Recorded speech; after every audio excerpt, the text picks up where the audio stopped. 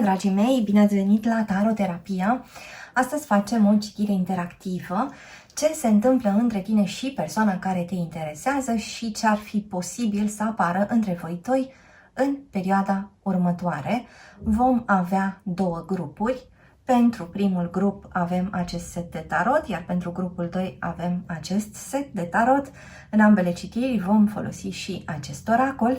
Găsiți aceste seturi pe site-ul www.taroterapia.ro, tot pe site, cursul de tarot intuitiv cu metoda Taroterapia. Învață tarotul în 4 ore. Grupul 1. Explorăm împreună ce se întâmplă între tine și persoana care te interesează, ce ar putea să urmeze între voi doi și începem cu acest oracol. Foarte interesant că energia masculină privește către această uniune. Adică energia masculină se uită către conceptul de doi, conceptul de cuplu. Se uită către o discuție împăciuitoare sau se uită chiar către o împăcare. Energia masculină este orientată către această strângere a mâinilor. Așadar, ce se întâmplă aici în această perioadă între tine și această persoană? Probabil că aveți de rezolvat niște lucruri, probabil că așteptați să se întâmple ceva anume, probabil că așteptați unii dintre voi un răspuns, probabil că vreți niște clarificări, probabil că vă doriți o întâlnire, dar vă doriți foarte mult această cale de mijloc. Și această cale de mijloc se anunță de fapt aici, adică această persoană, dacă până acum poate ignorase niște semnale importante venite de la tine, ascultătorule, sau dacă până acum refuzase ceva din ofertele tale, acum pare că această persoană consideră sau va începe să considere varianta acestei uniuni. Haideți să vedem mai departe ce fel de detalii putem să obținem despre această conexiune. Promisiuni reînnoite și jocuri. Vorbim aici despre o conexiune care a fost marcată de o imprevizibilitate foarte mare. O parte dintre voi au trăit această conexiune de ca și cum n-ar fi existat niciodată ziua de mâine pentru voi doi. O altă parte dintre voi, în schimb, au trăit o conexiune cimentată, o conexiune reciprocă, dar care a fost întreruptă în ultima perioadă de perioade de evadare, de momente de evadare, de momente de joc, în sensul de nu spun chiar tot ceea ce gândesc, îmi țin anumite informații pentru mine, folosesc un anumit context pentru a obține mai mult de la tine. Jocurile se referă la inconstanță, jocurile se referă și la cine câștigă de fapt. Cine are aici primul loc? Cine este liderul în acest clasament?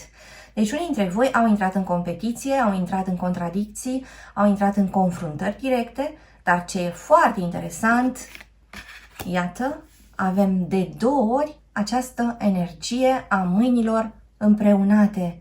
Aici se vorbește de uniune, iar aici se vorbește despre promisiuni sau jurăminte reînnoite. Adică se poate întări această conexiune și se poate vorbi despre un angajament la modul serios în perioada următoare și vă rog să-mi spuneți cum rezonează cu voi. Haideți să explorăm mai departe. Iată creația și femeia nopții. Aici avem niște semne de apă care interacționează cu semne de foc sau semne de foc care interacționează cu semne de aer sau semne de apă care interacționează cu semne de pământ. Femeia nopții se referă la o persoană care capătă o anumită profunzime în gândire, O persoană care capătă de asemenea capacitatea de a sta cu emoțiile sale fără să o ia la fugă cu prima ocazie. Noaptea presupune necunoscut, mister și ceva se creează din acest necunoscut și din această zonă aparent întunecată. Ceva se creează în doi. Așadar, din nou, energia cuplului. Iată, avem 3 cărți care vorbesc despre energia cuplului. Aici avem un cuplu care se regăsește sau se reîntemeiază sau un cuplu care descoperă niște lucruri foarte importante. Cei 2 parteneri se descoperă unul pe celălalt într-o lumină nouă. Haideți să explorăm mai departe și vom vedea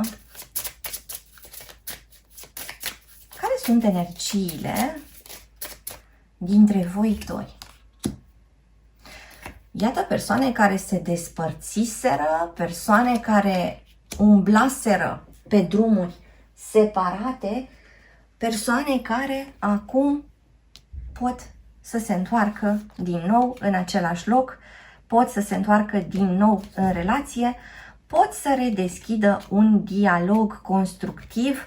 Avem o citire care anunță foarte multe lucruri bune și lucruri chiar surprinzătoare pentru parte dintre voi, având în vedere că sunteți în această mentalitate a lui 3 de săbii. Atenție, se aplică doar unei părți dintre voi.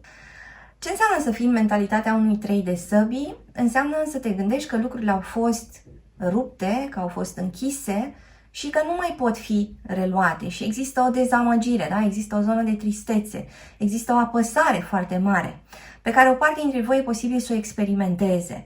Și din această dezamăgire, opțiunea ar fi un 6 de săbii. Adică asta e, voi merge înainte, n-am ce să-i fac acestei persoane, a decis ce a decis, a mers pe drumul său, nu mai insist, da? Deci e ca și cum aici o parte dintre voi sunteți separați, despărțiți sau pur și simplu, chiar dacă sunteți împreună, nu mai aveți cine știe ce speranță fantastică în legătură cu această conexiune. Ori surpriza care este anunțată în citire se referă tocmai la reluarea situației dintre voi și modificarea în sens bun a acestei situații.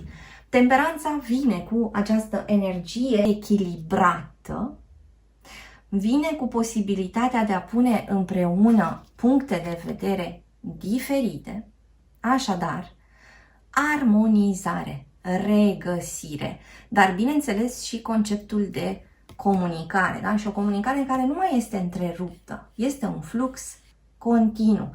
Asta înseamnă că ce se anunță în perioada următoare pentru voi nu este doar intensificarea comunicării, pentru că putem vorbi atât de mult fără să spunem de fapt nimic, dar această arcană anunță de fapt și îmbunătățirea în plan calitativ a comunicării, adică începem să vorbim despre ceea ce este cu adevărat important și nu mai scăpăm elemente, nu le mai lăsăm pe afară, nu mai ignorăm adevărul, începem să ne uităm cu foarte multă sinceritate unul în ochii celuilalt și reușim să legăm un dialog coerent, un dialog valoros. Avem aici pe cineva însăgetător sau pe cineva într-un semn de foc care ar putea interacționa cu o altă persoană dintr-un semn de foc. Avem următoarele date de naștere, date care conțin cifra 4, cifra 1, cifra 7, cifra 5, cifra 8 sau cifra 3. Explorăm mai departe ce ar putea să apară între tine și persoana care te interesează în perioada următoare.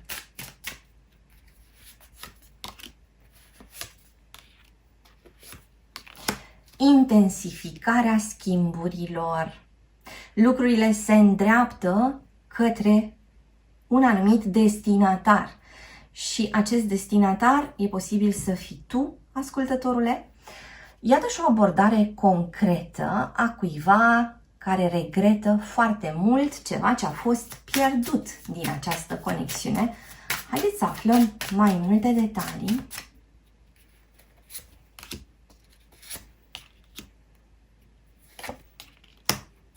O persoană care s-a luptat cu sine însăși o perioadă, o persoană care, iată, a avut o barieră, a avut în fața sa un obstacol pe care l-a pus cu bună știință. O persoană care, în același timp, e posibil să fi tăcut cam mult sau să nu fi acționat în direcția pe care ți-o doreai tu, ascultătorule, și explorăm mai departe. Energia magicianului, din nou comunicare. Comunicare, veți vorbi, veți scrie, veți clarifica, sunt foarte multe schimburi și de asemenea, iată ceva ce este renăscut în urma unei abordări de genul de acum putem colabora. De acum putem să folosim cuvintele noastre ca pe o punte, nu ca pe un motiv de separare. De acum avem la îndemână o grămadă de resurse ca să ne tratăm unul pe celălalt diferit și ca să putem crea ceva împreună. Îți mulțumesc că ai fost cu mine astăzi, te aștept și data viitoare. Între timp, hai pe www.taroterapia.ro. Găsești aici cursuri de tarot cu metoda taroterapia, citiri personalizate, seturi de tarot, oracole, cărți și alte surprize. Dă un like, lasă un comentariu și abonează-te la acest canal dacă ți-a plăcut acest video, iar până data viitoare să ai grijă de tine. Grupul 2 sunt aici cu cei dintre voi care au ales acest set de tarot, Silver Witchcraft și acest oracol Aradia. Îl vom folosi de asemenea pentru citire. Ce se întâmplă între tine și persoana care te interesează, ce ar putea să apară între voi doi în perioada următoare.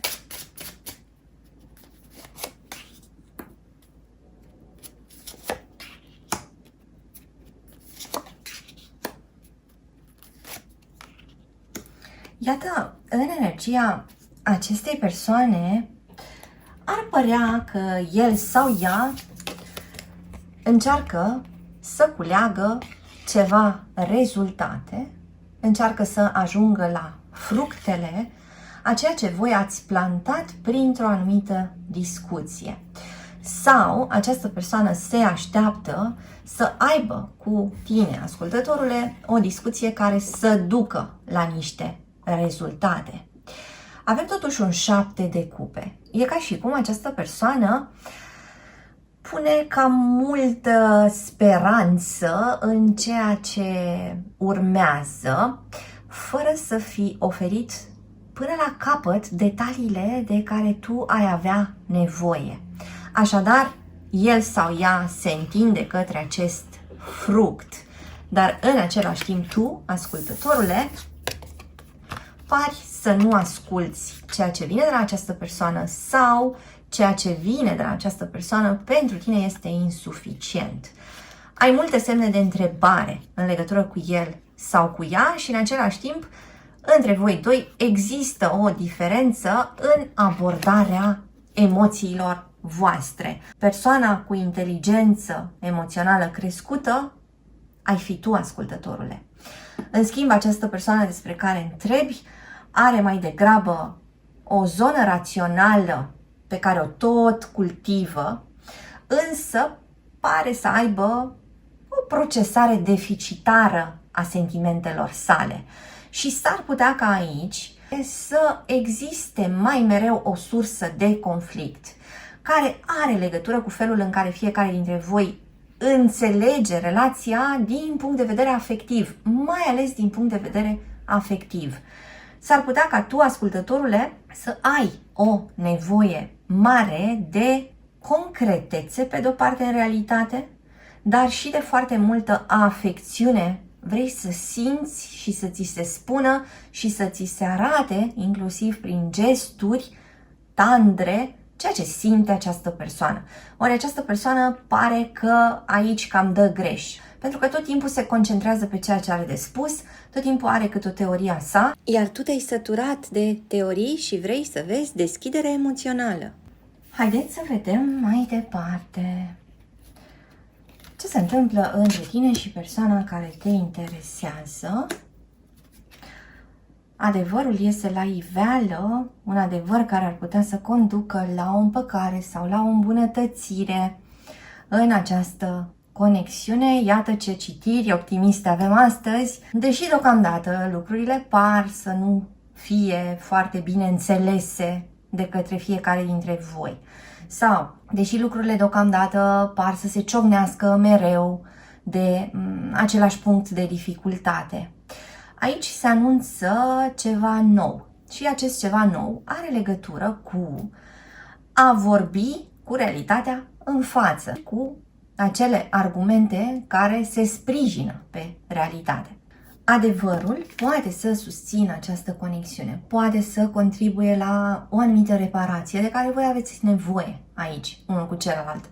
Adevărul poate să ducă la împăcare, poate să ducă la întoarcerea unul către celălalt. Și în același timp, prin adevăr, mai multe lucruri ar putea să fie iertate. Pentru că odată pus adevărul pe masă, s-ar putea să înțelegeți unul despre celălalt niște lucruri pe care nu le bănuiați.